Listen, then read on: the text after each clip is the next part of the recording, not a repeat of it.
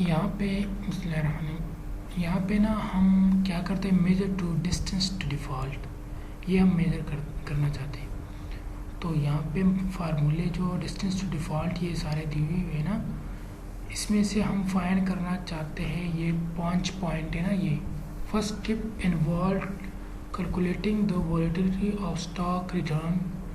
It was calculated by taking standard deviation of stock return delta E. Stock return delta E से जाहिर किया गया है as given by equation 3.18, ये ऊपर दिया गया है 3.18 ये वाला, ये ठीक है। ये पहले हम ये निकालेंगे। दूसरा next step was measure the face value of the firms debit in period T. Time period T was taken 1 year and the debt was the total liability a firm has. The debt volatility delta D NAV was calculated by the equation 3.14। फिर हम ये calculate करेंगे 3.14, ये वाला 3.14 हम calculate करेंगे। Third number पे कहते हैं the ones the equity volatility market capitalism and the डेब्ट वॉलेटिलिटी हैड बीन कैलकुलेटेड। अगर जब हम ये कैलकुलेट कर दें ये तीन चीज़ें, then the assets volatility delta a navy was calculated by equation 3.13। फिर हम के 3.13 के जरिए एसेट्स वॉलेटिलिटी को कैलकुलेट कर सकते हैं, ये वाला जो इक्वेशन है।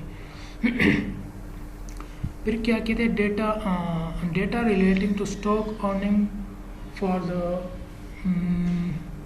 Previous year mu bar was collected by equation 3.16। फिर हम ये इक्वेशन कैलकुलेट कर देंगे। फिर पाँचवें नंबर पे कहते हैं the value were put in the equation 3.19 of Navy model of Breton and Shumway 2018 to calculated delta distance to default। फिर 5 नंबर पर हम क्या कैलकुलेट करेंगे, ये वाला। सबसे पहले हम आते हैं इस पे, ये देखिएगा म्यू, यहाँ पे देखिए ना, mu I is equal to P I minus 1 divide by P I minus 1। यहाँ पे कहते here P I was showing the price of stock on the day 1, day I, day मतलब एक ही दिन में स्टॉक प्राइस का ये बताते हैं। फिर average stock return mu bar was calculated on yearly basis by the following formula. फिर हम इसके ज़रिए ये फार्मूला निकाल सकते हैं। तो पहले हम क्या कैलकुलेट करते हैं, P I minus 1। P I minus 1 का आई माइनस 1 जो है ना, ये आई मतलब एक दिन इससे पिछले वाला है कि पी अगर एक दिन है, आज का दिन है, तो अगर इससे हम -1 कर दें तो इससे का मुराद है कि पिछले वाले दिन के बारे में बता रहे हैं। ये भी पी आई आज का दिन, पी आई माइनस 1 का पिछले वाले दिन, फिर divide by P I minus 1 फिर पिछले वाले दिन पर हम उसको डिवाइड कर लेंगे इसी तरह से, ठीक है। यहाँ पे देखिए ये फार्मूला मैंने लगाया हुआ है, P I minus P I 1 divide by P आई 1, ठीक है। इसमें हमने ये वाला ये नेस्ले का जो 8 तारीख है ना, ये मैंने छोड़ा हुआ है। और इसके बाद जो निकाला हुआ है, इसके पिछले वाले दिन मैंने निकाला हुआ है ये I4 डिवाइड बाई F4। ये देखिए 4 ये ना, क्लोजिंग वैल्यू ये है, ठीक है।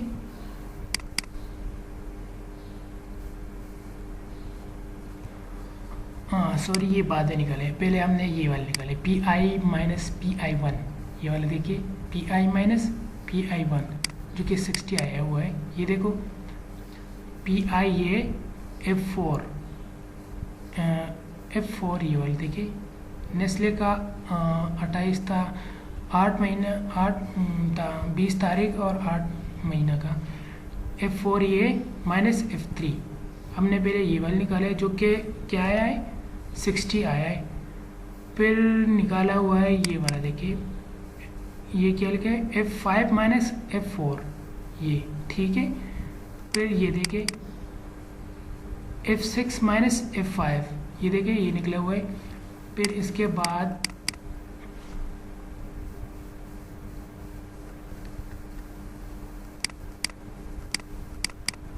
ये देखिए F7 माइनस F6, ठीक है।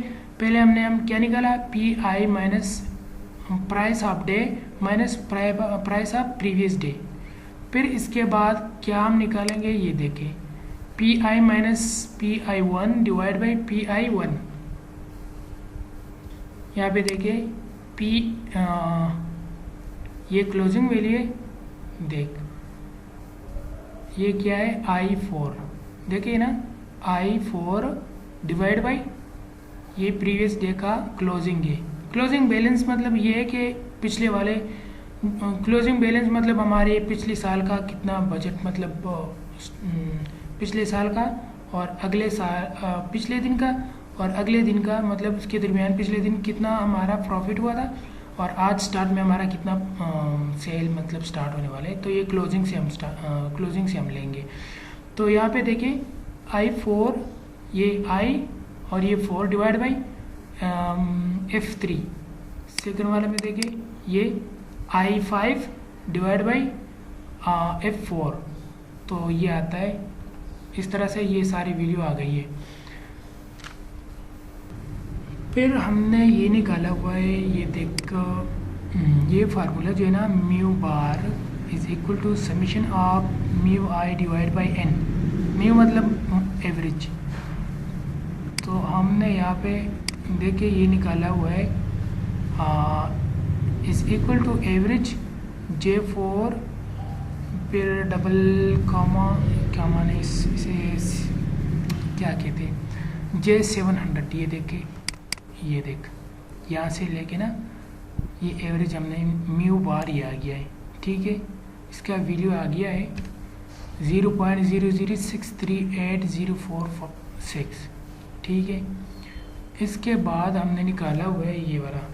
फिर हमने लिया है यहाँ पे देख के ये SD शेयर प्राइस। SD ये डिनोट करता है वॉलेटिलिटी ऑफ स्टॉक प्राइस, ठीक है। ये वाला फार्मूला देखिए, ये वाला वॉलेटिलिटी ऑफ स्टॉक प्राइस, इसका मीन निकाल लेते हैं हम। तो ये हमने निकाला हुआ है, ये देखिए STD आप लिख के है ना, तो यहाँ पे आ जाएगा J4 से लेकर नीचे आखिरी सेल तक, तो 698 नंबर सेल तक। तो ये क्या आ गया हमारा वॉलेटिलिटी ऑफ स्टॉक, ये आ गया, ठीक है।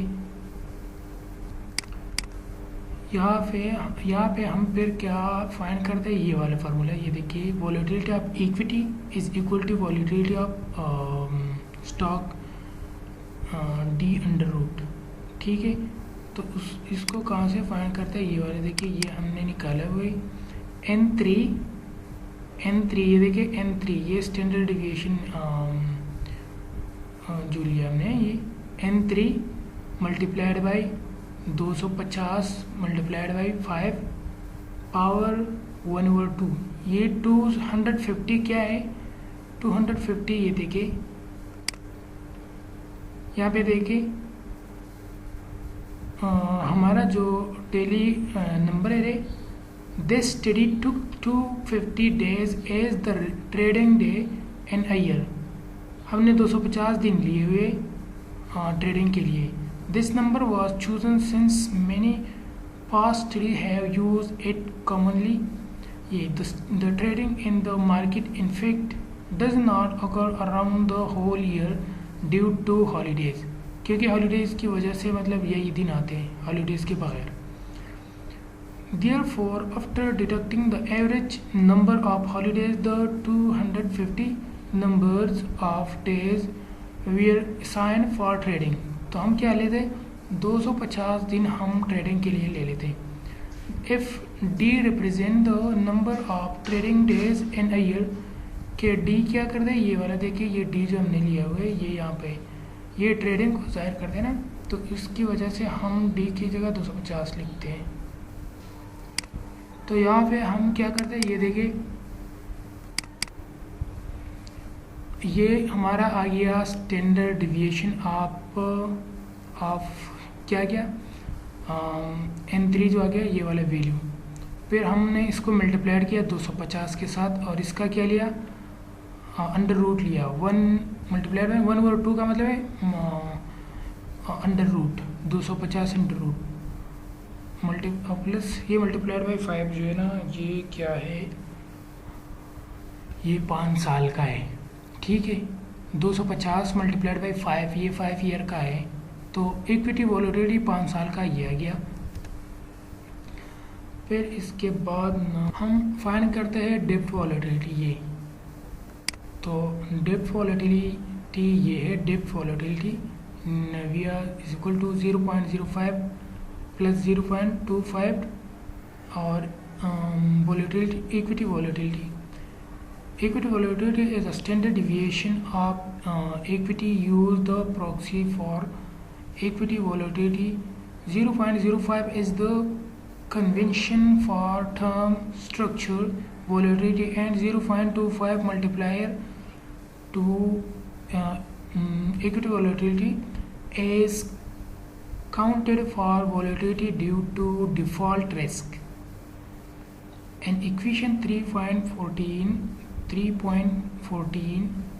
the coefficient 0.05 and 0.25 were taken by following the methodology of Bharat and Shamway. DD was ये नीचे फिर ये कैसे सारे लिखे हुए हैं। तो हम क्या करते हैं, ये वाला कैलकुलेट करते हैं। तो यहाँ से देखिए ये डेप्थ वॉलेटिलिटी मैंने निकाली हुई है, ये देख 0.05 प्लस 0.25 मल्टीप्लाइड बाई O3 ये इक्विटी वॉलेटिलिटी के साथ क्या किया है, मल्टीप्लाइड किया हुआ है, जो कि 4.65754 हमारा वैल्यू आता है, ठीक है। फिर इसके बाद हमने ये फाइंड किए हुए एवरेज हमने फाइंड किए हुए। फिर यहाँ पे देखिए 3.13 जो हम फाइंड करते हैं ना, तो ये है market equity volatility NAV is equal to market value divide by total assets multiplied by equity volatility plus total liability divide by total assets depth volatility divide by multiplied by depth volatility. Note that the total liabilities represent the book value of the liabilities, not the market value, while MV was market value of equity measured in market capitalizations, stock price multiplied by number of shares। ये देखिए ये हमने निकाले हुए market capitalisation. तो market capitalisation यहाँ पे बनता है, ये देखिए closing multiplied by volume. Volume जो है प्राइस शेयर है, शेयर प्राइस है, ये मतलब कितने शेयर की प्राइस है ना ये, और ये क्लोजिंग बैलेंस है हमारा। इसको मल्टीप्लाइड करते हुए हमारा क्या बनता है, मार्केट कैपिटलाइजेशन हमारा बनता है, मार्केट वैल्यू। तो हमने पहले क्या किया, ये मार्केट वैल्यू हमने फाइंड किया, ये वाला कहाँ चला गया, ये MV, ठीक हो गया। फिर इसके बाद हमारा बनता है ये एवरेज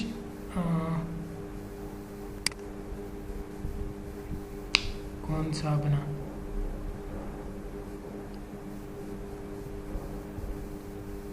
फिर हमने इसका क्या निकाला है, एवरेज निकाला हुआ है। ये देखिए इसका एवरेज निकाला हुआ है, ये एवरेज निकाला हुआ है K3 to K100 तक एवरेज। ये इज इक्वल टू एवरेज लिख के ना इसको फिर सेल सेलेक्ट करके ये सारा आ जाएगा। तो इसका वैल्यू बन गया है, ये इस साल का ये बन गया है, ठीक है, ये 2020 का ये बन गया है। इसका ये बन गया है। अच्छा ये तो हमने निकाला हुआ है। यहाँ पे देखिए मीन प्राइस कहाँ चला गया, टोटल एवरेज में ये 47, ये एवरेज आ गया। ये देखिए एवरेज 2020 का एवरेज आ गया।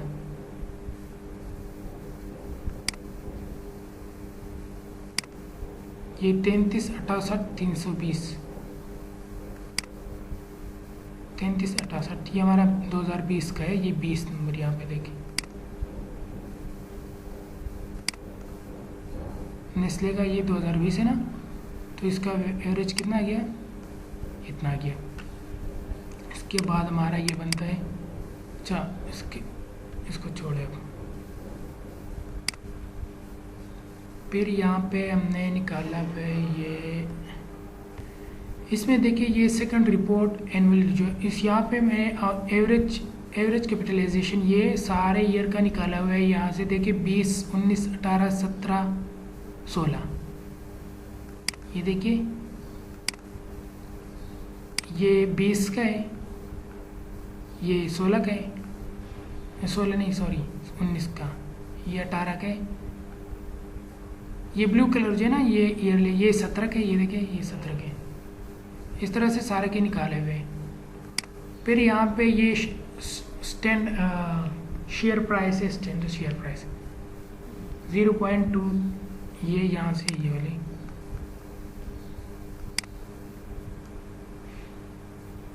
ये एस प्राइस जो है ये यहाँ पे मैंने कॉपी किया हुआ। ये इक्विटी वॉलेटिलिटी 15,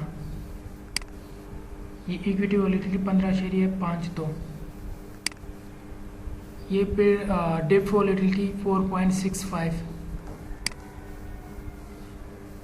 डेप्थ वॉलेटिलिटी 4.65 ये निकाला। फिर एवरेज,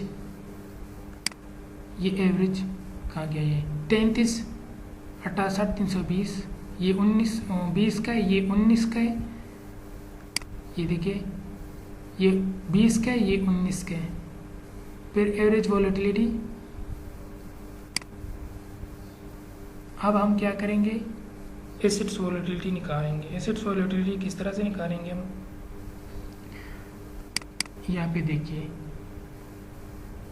AC3 हमारा क्या है, एवरेज है। फिर हमने इसको डिवाइड किया हुआ है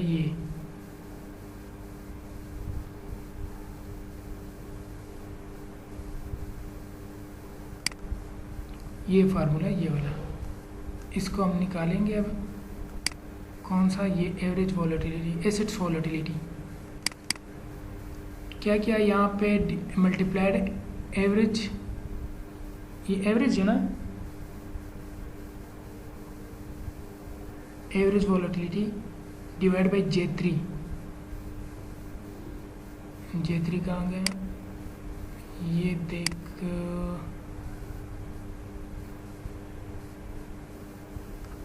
J3 टोटल एसेट्स, ठीक है।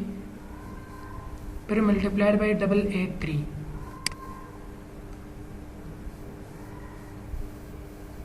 ये देखिए इक्विटी वॉलेटिलिटी, फार्मूले में फार्मूला देख के ये सब कुछ मल्टीप्लाइड हुआ है। फिर प्लस F3 F3 है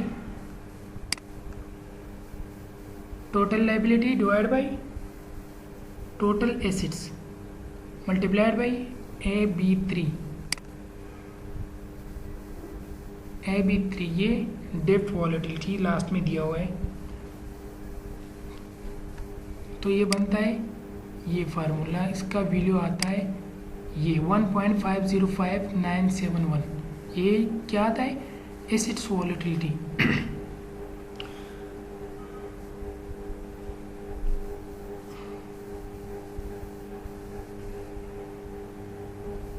फिर इसके बाद बनता है, ये आते हैं हम कौन से फार्मूले पे, ये भी हो गया, ये भी हो गया, डेप्थ वॉलेटिलिटी ये बन गया, डेप्थ वॉलेटिलिटी ये, ठीक है, ये भी निकल आया।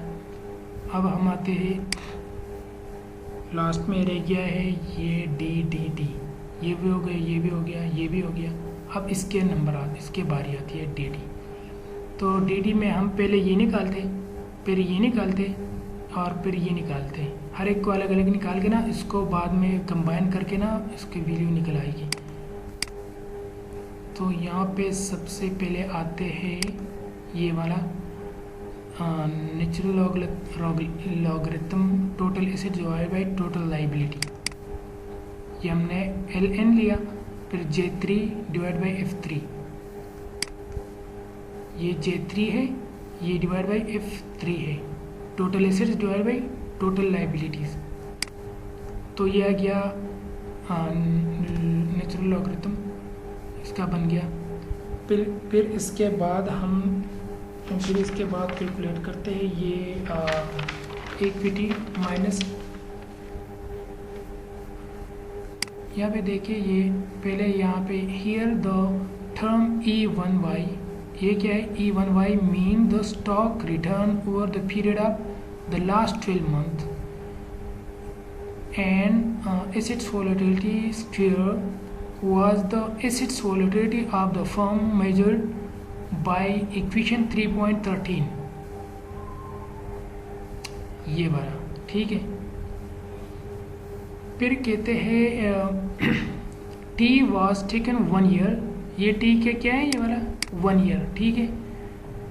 was taken 1 year, this convention is widely used by the researcher and rating agencies like KMV वाले इसने इस्तेमाल किया।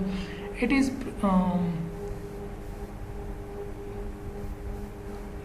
अच्छा, इसके बाद ये कहते हैं कि it is presented to note in equation 3.19।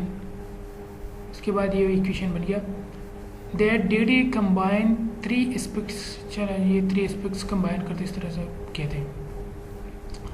अच्छा, हम फिर अब हम निकालते हैं इसकी एसेट्स इक्विटी वॉलेटिलिटी। कहाँ गया?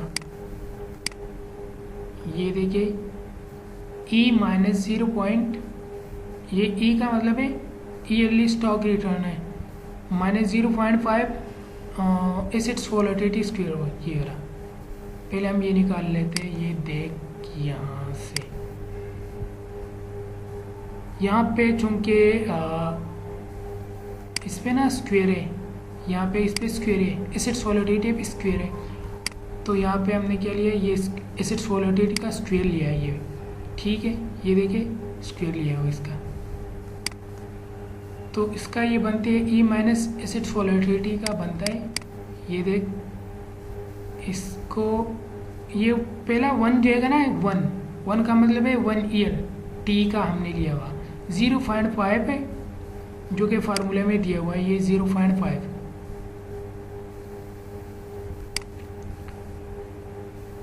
फिर AB3 डिप वॉलेटिलिटी माइनस, यहाँ पे देखिए E माइनस एसेट्स वॉलेटिलिटी, ये देखिए dip volatility minus 0.5 multiplied by assets volatility, ये देखिए पावर 2, ठीक हो गया। ये बन गया A माइनस AB। ये कहाँ गया? ये E minus 0.5 assets volatility square. फिर इसके बाद निकाला है ये assets volatility minus multiplied by standard deviation, इसको मल्टीप्लाइड किया है 1 मल्टीप्लाई पावर, ये यहाँ पे देख के ये T1 है ना, 1 ईयर है, तो हर साल के लिए डेप्थ वॉलेटिलिटी अलग अलग निकालेंगे। तो अब ये बन गया assets volatility multiplied by standard under root 1, तो ये आ गया। फिर ये देखिए डिफरेंस टू डिफॉल्ट AF3 देखिए ये लॉगरिथम प्लस AG3, ये एसेट्स वॉलेटिलिटी, ये जो इसका डिफरेंस आया है ना, प्लस किया इसके साथ, फिर डिवाइड किया इस पे assets volatility minus standard deviation of time, तो डिफरेंस टू डिफ़ॉल्ट हमारा आ गया 6.91, ठीक है। और ये सारे जो है ना ये शीट, ये रिपोर्ट, ये डेली रिपोर्ट से ये सब कुछ कैलकुलेट कर दिया मैंने। ये मैं आपको सेंड कर देता हूँ, बाद में आप उसको कर देना सॉल्व।